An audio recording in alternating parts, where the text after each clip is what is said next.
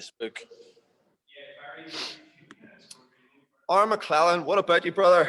What is happening, Michael Lennon and all the crew? We're going well, mate. We're going well. Good to get you on here, dude. Fucking awesome to get you on here.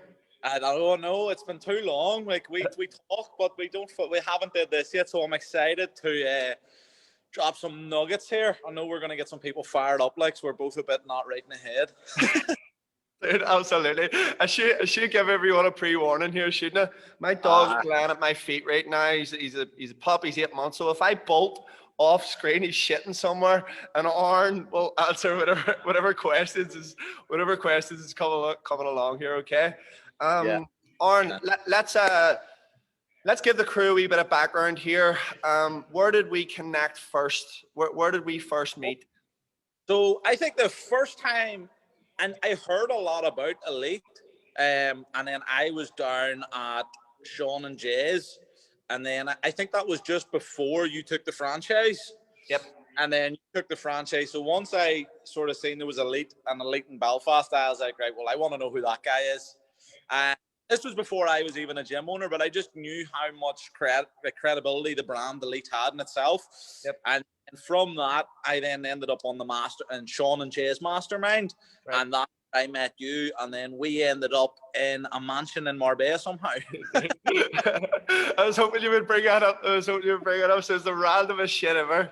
Fucking hell, dude. Like we went there. We had every intentions of going. Like, this is a business trip. We're fucking pros here, and it just resulted in chaos. I think it kind of set the bar. Whenever my mate said to me, "Here, listen, I'll pick you up from the airport in Marbella, Carlo," right?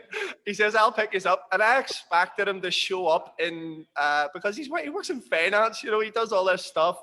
And I thought it was just around the corner. He showed up in a fucking midget car that he had rented. And we had to fuck all our bags into this midget wee fucking thing. And then he drove us, I don't know, it was about an hour and a half or something. And then it was all that, we got lost. Do you remember that? Mate, where the fuck did we end up? Mate, that car must have just been scraping the oranges the whole time. It was about 100 kilo back then. It was oh god. Oh god. And then we get lost. Remember, we were fucking just driving about like a bunch of head kids. We ended up at some random pizza place. Do you remember that? Oh fucking. And Carlo was talking. My mate, by the way, lunatic. He was talking Spanish to the waiters, the waitresses, and God knows what he was saying, but they were looking at us funny. And then you all just went, right, fuck this. We're just going for a drink. And then I ended up driving. I had no fucking insurance stuff, and I was like, "How did this happen? What the fuck?" It was mad. Oh god, fucking crazy. But it was definitely a memorable one, mate. So that was our intro. Dude, oh fucking hell, so funny though. And I always remember as well. At this stage, I had only sort of started, you know, really kind of doing these things, you know, traveling a wee bit to educate myself or whatever. And I think Dan had definitely done a few. I think you had been with Paul Mort before as well. Big Phil. Phil too. Phil as well. I hadn't even, like, you know, on the flight, I think you and Dan were smart. You booked the seats up front. And then I get landed in the middle of a fucking hen party on the flight the whole way over. I like, there's never, every time I go there, I'm never doing that again. I was trying to write emails, dude. I was like, I'm going working, I'm writing emails, building funnels. Fuck no, I was getting hit up the head with fucking lilos. Oh god, so good, dude, so good. Aaron, I suppose tell us a wee bit about I suppose another one, because on the way back, on the way there, we spent a wee bit of time in your facility, which at the time was out your back. It was basically a part of the house. Tell us a wee bit about that. So I am one of the most impulsive, impatient people on this planet, and I like to think it has pros and cons, and to be honest, it probably has more pros and cons. My attitude is always, I'll do it myself. I don't care. Like, let's just get it going. Let's not worry about getting it perfect. So I basically was working in Cookstown. Long story short, it was a disaster. Like, I was making really good money, but I was just empty inside. And the people that I was working under in terms of their gym, like my values and their values were just so far reserved that it was just never going to work. Like, I was being pulled in for team meetings every week, like basically threatened to get sacked, even though I was a self-employed PT. Like, how did because I just always had my vision, basically what I have now. And the values and visions were just too far removed.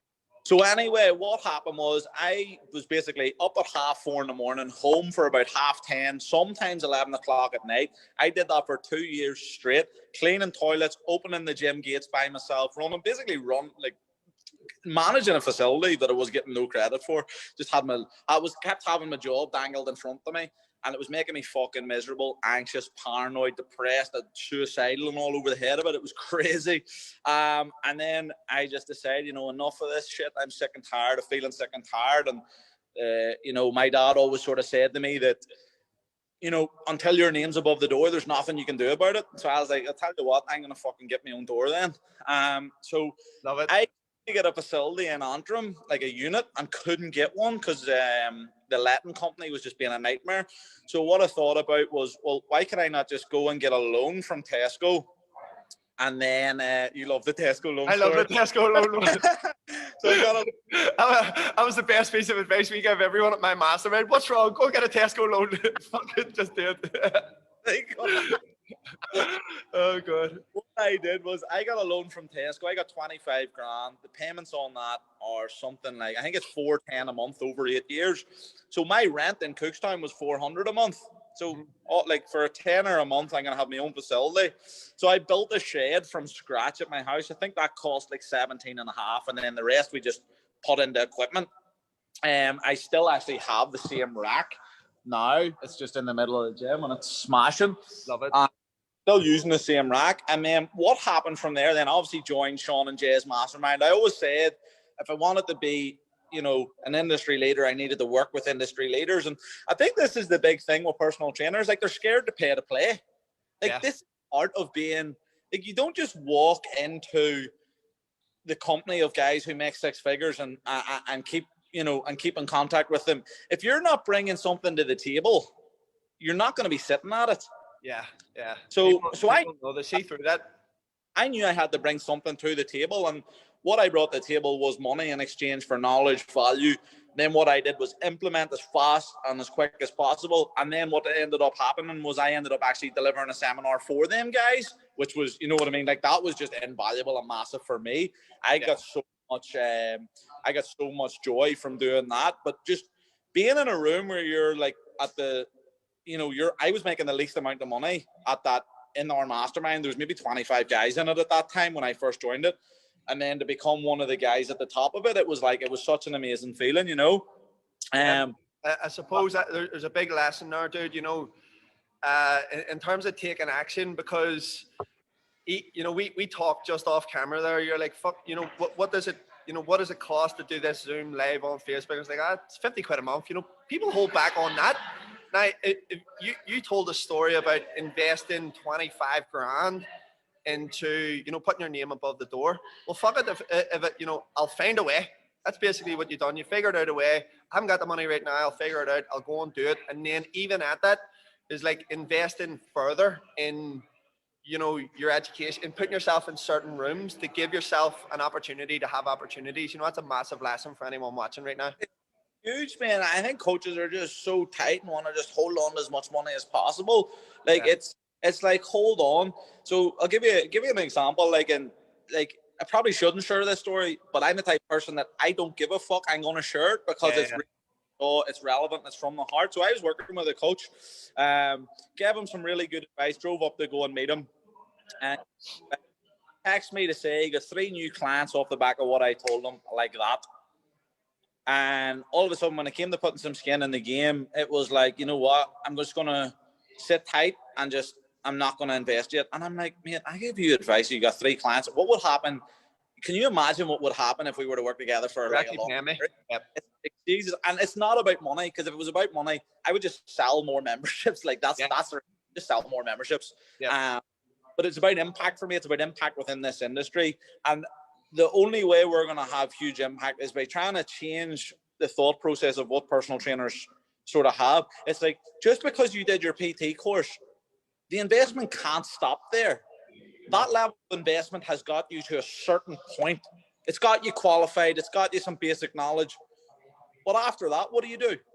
Do you just sit in your hands and just fucking expect clients to fall in your lap, or they'll run at me? I'm qualified. They'll run at me. Or do you think you're going to need some help with marketing, sales, and actually keeping your customers for a long period of time? You know what I mean? So for me, that was a big part of it. And that's sort of my ethos with my mentoring side of things. You know, I really want to work with people who are willing to go all in, who just accept that this is part of being in business. Because I think so many personal trainers associate themselves with, oh, I have a job. No. You don't have a job. You're a business owner. So your level of thinking needs to be that as of someone who owns a fucking business. Stop thinking so small. This is not a 9-to-5 job. If you wanted a 9-to-5 job, you should be at McDonald's, because this is not a 9-to-5 job. My phone to this day still does not stop, and I love it. I love it. Yep, absolutely, mate. Absolutely. I always love to share this. We sort of saying with people, if you don't spend money, you don't receive money. If you don't give value, you don't get value. That is gold. Right?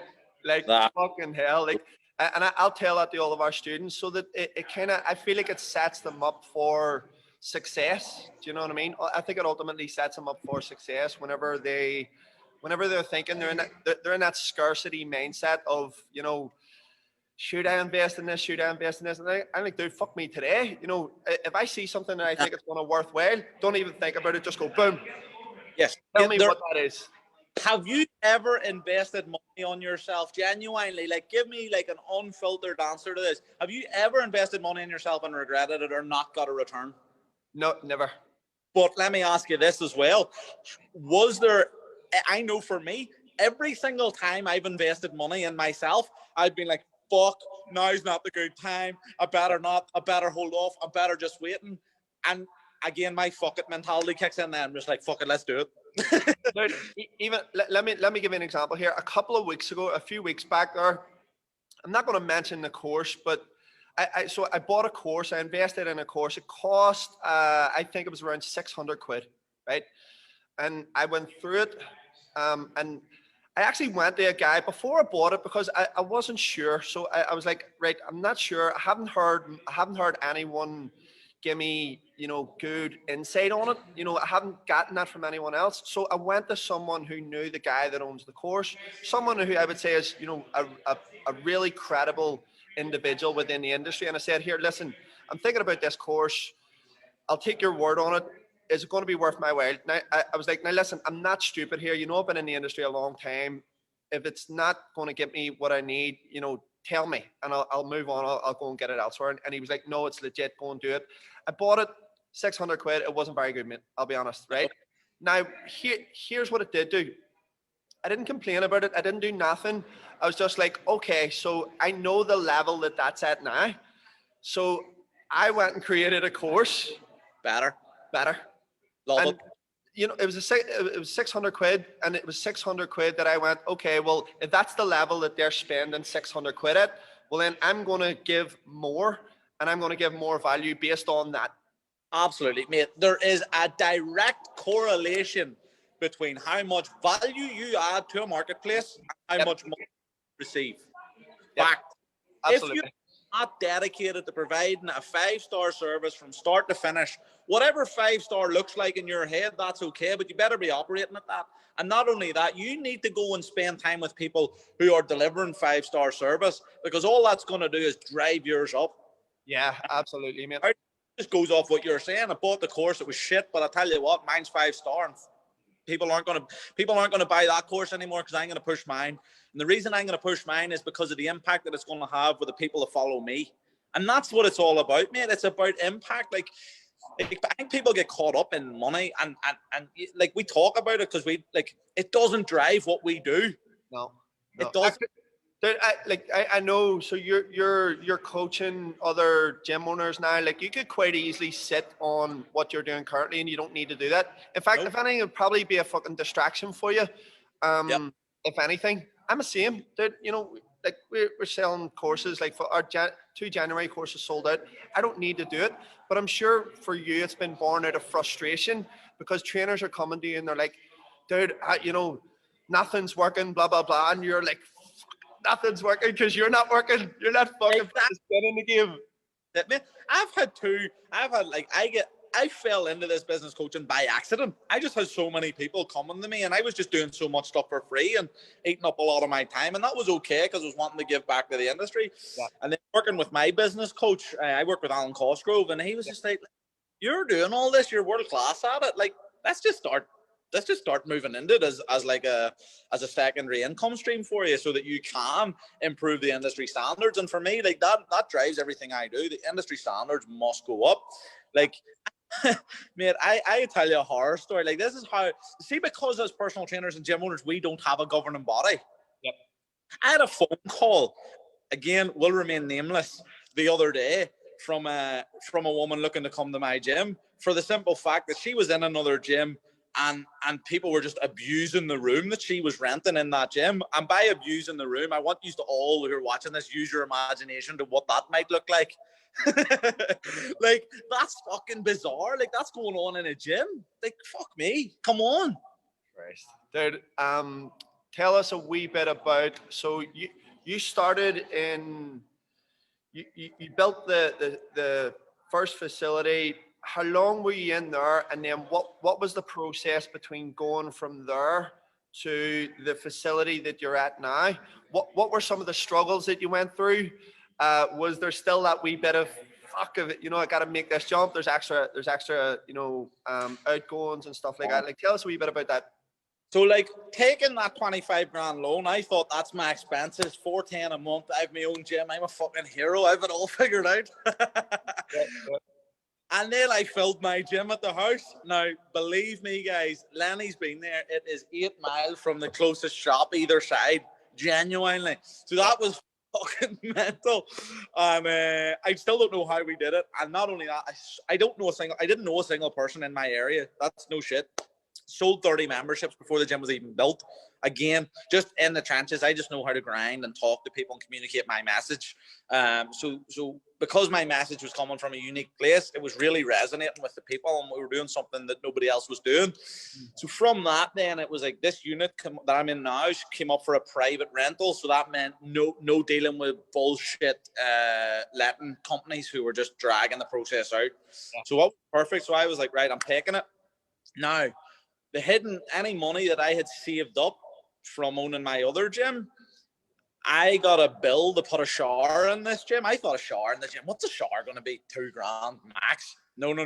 The shower that I got billed for was $7,000. So I opened this gym with £500 in my account. And by the way, this shower is nothing spectacular. Like, for me, $7,000 on a shower, that fucking thing better be like a car wash. It's not. It's just a normal shower. So I had a lot of panic, a lot of anxiety, but I didn't let that drive my daily decisions. What drove my daily decisions were my core values and what I wanted to do for the area, and that was have a massive impact within the local community. And that has just steered the ship constantly. So operating now, I think we're sitting, I don't know, in around 150 members, the majority of them on 12-month agreements. And we are just absolutely cruising. Probably close to capacity for my space, which I love. I've got an unbelievable team who are all as driven, if not more driven than me, who just all want to, they've almost built businesses within my business. And then I'm mentoring my coaches as well. So that, again, Lenny, you and me, this is our quote. It's basically speed of the leader, speed of the team. So for leaders, we got to not only rise to a high level, but we got to bring people up around us. And that's what I love doing. Like, I love bringing people up around me. Like, it starts as a coach where you feel good because you put energy out and you make people feel good. And then you go from doing that with 1 or 2 people to 5 to 10 to 20. And then you just let that drive everything that you're doing, And for me, it's just like, I'm back to back today from sort of, 6 this morning. I'll not be free till about 8 o'clock tonight. And I don't care. I love it. Love it, man. Absolutely love it. What is the vision for the future, Aaron? Because I love what you said there, by the way, dude. It's like and Craig always says this to me, is like, your values and vision drive every decision. So even though you were in a place of scarcity where you're like, fucking shit's going wrong, I've only got 500 quid left, all of this stuff, you're in that scarce mindset, you still were able to take yourself out of that based on your vision, Yeah. and essentially operate as if there was abundance. Do you know what I Yeah. mean? Yeah. You were essentially able to do that. So like, what's the vision now for the future? Like, I'm writing that down. Value and vision drive every decision. And if you're watching this, you probably should too. Yeah, your values and vision drive every decision. That's so good. And that takes you through those tough times essentially, because I suppose now, Aaron, a lot of people, I would say, probably look at gym owners, guys that are making like multiple six figures, and be like, it's all right for them. Oh, I hate that. Fuck, get the fuck out of here with that attitude. Sorry for you. It's all right for you. They don't see you fucking locking yourself in a room, pulling the blinds down and with your head in your hands because you didn't want to face anyone. Do you know what I mean? They didn't see me lying on my fucking bed crying because I had to fucking gas someone. It's like no one sees that shit. And I suppose that it partly comes down to the environment that we all live in today. Is we only show the highlight reel. But how, like, I suppose getting back to the question, what is the vision then for the future? How does that look? I think I love what you're saying there, and I think it's all going to tie in nicely. I think I like to think that I put across the good, the bad, and the ugly, and I'm black and white. I'll tell people if I feel like shit, I'm going to tell you I feel like shit. Yeah. But what I'm going to do then is I'm going to be like, Lenny, I feel like shit. Come on, get a fucking coffee and a catch up. I need a bit. You know what I mean? I want to do something that's not going to make me feel like shit. Yes, you know what I mean? Absolutely. So absolutely. I think so many coaches play fucking characters on their social media. Yep. It's like you're playing a video game and you're just looking, and I'm like, okay, you don't talk like that, you don't sound like that, and the conversations that I've had with you or know that people have had with you, that's not who you are. Yeah. So just before I move into it, it would be like, if as a coach, be who you are. Like unapologetically, there's one version, be the best version of you and consistently try and get better.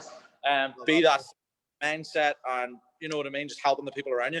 My vision for me, man, is keep scaling and growing the gym. Definitely keep raising the standards within my four walls, and building out my team to the point where like they're all like doing over and above what they ever dreamt possible. From that, for me, the mastermind is huge. I mean, I call it a mastermind, but it's so much more than that to me. To me, this is going to be my legacy. This is going to be how I make this industry a better place. And that's what drives me now, is like, I want to leave the fitness industry a better place than what I found it. So for me, that just means helping as many coaches as possible, be that with their marketing, with their sales, with everything. And then from that there, I'm going to be building out courses within my consultancy stuff, so that to unlock the next course you have to have completed this course. So it'll be like, for me, coaching is like baking a cake, Lenny, right? It's like you follow the recipe step by step by step by step until you have the finished product, then you tuck into the fucking cake. Absolutely. That's what my consultancy is. It's a fucking it's me in the kitchen cooking the fucking cake with you. That's what it is. I'm with you. Scale it to the point where we're going to unlock courses and do it that way. And if people need extra help, they'll have it. And then what I'm also going to be going into with the gym is I'm going to be opening up like Evolve Online. So I'll have Evolve Consultancy, Evolve Online, Evolve Lifestyle. As you can see, the slick wee Credo jumper. Shout out to Garth. Oh, you love your you love your too. You love the clothes. We did and bought like a coat that was like 400 quid or something when we were in Marbella. And I was like, dude, like a fucking coat down the street that's exactly the same as that. You know what's crazy though, man? You know why I'm like that with clothes and all? Because see, when I grew up, I had a cousin who wasn't my cousin, but he is my cousin. Do you know what I mean? I think we all have had like a family member like that. Yeah. He's like my mum was friends with his mum, so he's my cousin as well. Okay. But this motherfucker's feet were size 14 when he was about 13. Right. Hand-me-downs I wore all my life. Right, okay. So you're like, So I'm never doing that again. Gotcha. Close. So there'll be like, there's the gym, there's the consultancy, there's the lifestyle brand, there's going to be an Evolve Online, like a coaching stuff. And then from that there, I definitely have it in me to write a book. I fucking know it. So I'd like to wee challenge for myself to write a book. And I've got some years to unfold and some life to live before I do that. But like for me, it's definitely something I'm gonna do. I just know my story can help a lot of people. I think like man, I'm sort of the opposite. I feel like in a lot of ways to what this industry represents. Like for me, like I used to go to school and my yearhead would just be like, Mr. McClelland, what the fuck are you doing in school today? For like, good point. As the same. As the same. And you know what? Like, what is the point in fucking hiding that? Realistically, I mean, I left school in 4th year practically. And Yeah. I get students coming to me and they're like, I need a sports science degree in order to be successful in fitness. And I'm like, dude, fuck me, I couldn't even spell fitness when I left school. What are you talking about? You know, like, what is the point in even hiding it? Exactly, man. It's like, who cares? Who cares? Like, is it going to defend you today? But that's you being true to who you are. Like, you've no shame in saying that, and neither did I. I left school. Man, I didn't even go in for my GCSEs. The fucking teachers were ringing my mum, being like, "Where is he?" She'd have been like, "He's in work." Yeah. I always knew work ethic, but my problem back then was all I wanted to do was make money, and it was there he is. All I wanted to do was make money, but it wasn't. I didn't have any meaning or passion or purpose behind it. So I was working fucking freezing cold mornings outside fixing pallets that you put in the fucking bonfire. And all of a sudden, I was like, listen, I ain't doing this shit the rest of my life. I love fitness, love bodybuilding, and then realized there was nothing healthy and fit about bodybuilding. So then that just led me down a path of just surrounding myself with greatness, amazing people who have just shaped the man I am today. And I'm so fucking grateful for everyone in my life. Like even you, Lenny, like I'm grateful to even have this opportunity to speak to people. Like I'm grateful that I can pick up the phone to you. Doesn't matter what time it is. I know Lenny will be there for a coffee and a dog walk. Like that. Yeah, absolutely, mate. Absolutely. Like that for. I'm curious here. This just actually came to me. Was there anything like you would have done differently? Like no, nothing. So you would have done everything exactly the same. The fuck ups, everything would have remained the same. And only like obviously. That's a broad question because we're so much smarter now, and of course, there's a lot we do different. Yes. I wouldn't have told half as fucking hard. Not smart, instead of harder. Yeah. So like in that sense, yeah. But here's the deal, guys. You don't know what you know until you fucking know it. So had I not went through all the shit, the turmoil, the self-doubt, the deep questions, the tears, all the breakdown in relationships as a result, I would not be who I am today, standing with as much confidence and as much clarity as I do now. Mm-hmm. Nobody in the world, I feel like, can fuck with me because nobody would talk to me the way I've actually spoke to myself at one point. I'd be my own worst critic. So like for me, it's invaluable to have that self-love and to be that much driven and passionate and hungry as ever as I am now. And that to me is what it's all about, because I'm letting my purpose drive my daily decisions and my actions. Love it, mate. Absolutely love it. I'm just gonna rewind it back for a wee bit because there was something there that I wanted to touch on again. How we talked about, I suppose where you were previously, and I always say to people, there's basically 3 levels of business. Number 1 is going to be scarcity. So if you're trying to start anything, which a lot of people watching this they're basically starting from scratch. Number 1 is scarcity. Number 2 is abundance, and then number 3 is legacy. And essentially, what you've basically done is taken us through that journey of I started fucking opening up a gym that wasn't even, my name wasn't even above. I had to go to fucking Tesco's to get 25 grand, even though I couldn't afford it. I had to do all of this stuff. That's essentially scarcity.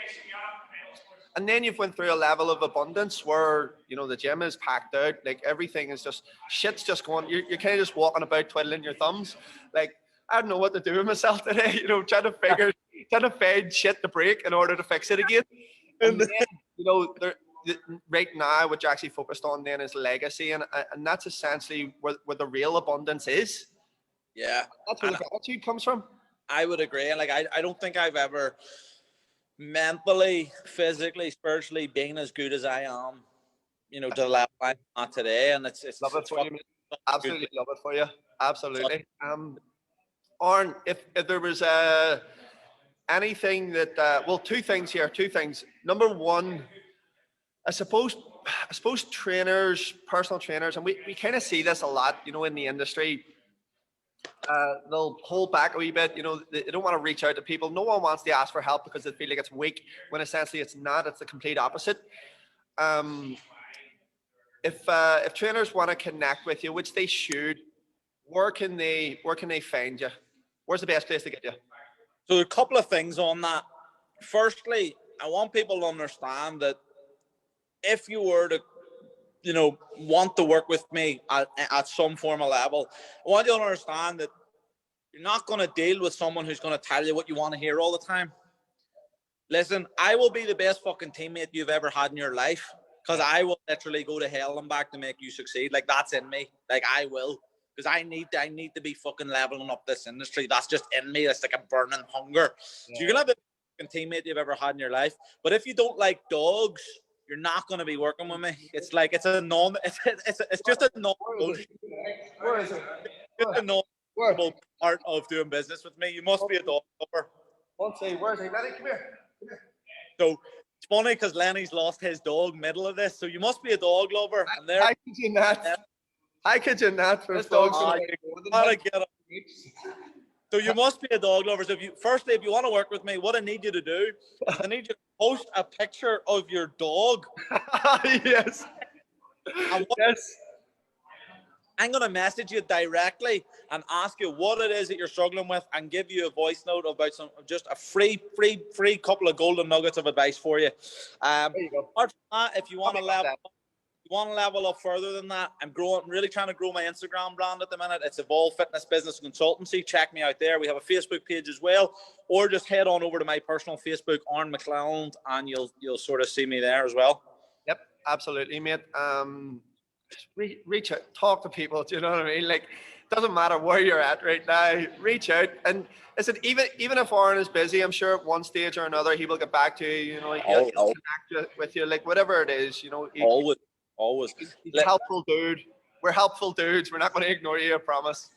And this is the thing, though, guys. Like, if the level that I'm at, not that I'm fucking any hero or anything, because I don't look at myself like that, but if I'm at this level and I'm willing to put as much free value out as I can, like, what are you doing for your prospects as a gym owner or as a personal trainer? Like, how are you communicating with people who you want to help, who you're passionate about seeing succeed?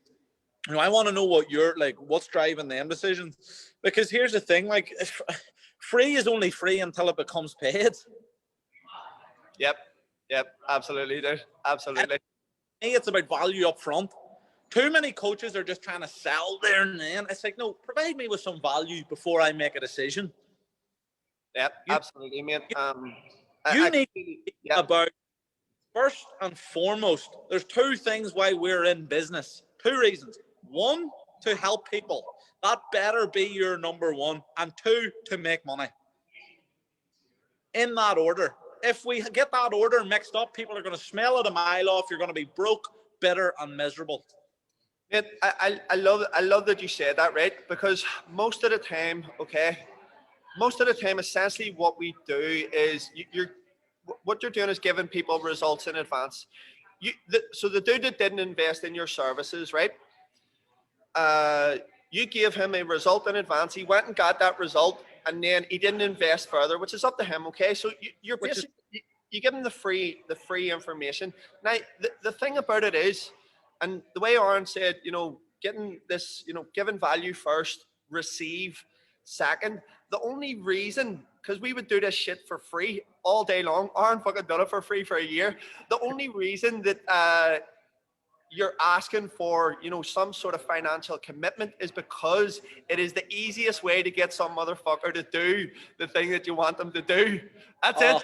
100%. Mate, if I was not making investments with business coaches, which I have been doing for fucking years, I look at all my business coaching as me putting myself through uni, because I walked around school like I was intelligent, but all I wanted to do was fuck about. Yeah.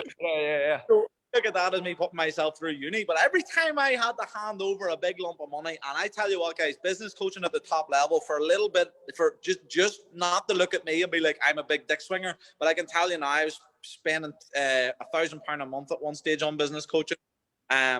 So like we're still able to invest at that level, but the only reason I fucking do the work is because every time I transfer that money over, it stings. It's like, fuck. I know. What do you think when I transfer that money over, I do what the fucking coach asked me to do? Of course I do. Of course Absolutely. I do. And that's what you get with that level of investment. If he asks you to run down the fucking street bare naked, you're like, okay. Shite sandwich, I'll eat one for 800 quid a month. Or if there was anything that I didn't ask you today, which I should have asked you, was there anything along those lines? I don't know, man. I think we covered it. There's a lot of goodness in that. Like shit in there. We kind of just went off the bat from the start, didn't we? Fuck it. I knew that was going to happen. By the way, I know, man. You see when you sent me the I think it was last night. You sent me a message of this is how the call's going to go. I look at it. There's no way it's going to shit. No way shit's going to roll out like that. Dude, listen, it's been an absolute fucking pleasure having you on here. Thank you for your time. We'll get a coffee, a catch up, and a dog walk soon. For sure. Yeah. Take it easy. Take care. Thanks so much. Bye. See you soon.